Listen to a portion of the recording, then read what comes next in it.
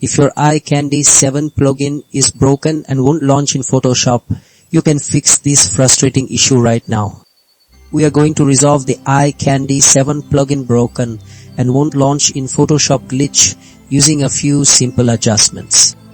First, we must run Photoshop with administrator privileges because restricted system access blocks the plugin from loading its assets. If that first step does not clear the error, the issue usually stems deeper in folder directories, which brings us to method 2.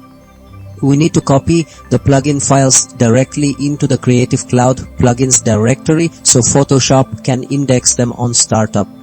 If it still fails, a registry security block is likely stopping the background process, leading us to our third method.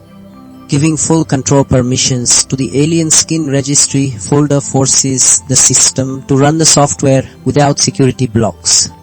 Finally, if you still face issues, running the dedicated compatibility troubleshooter on the root launcher file works around any legacy operating system conflicts. These quick steps establish a clean connection between your host application and the external filter, permanently restoring your design workflow.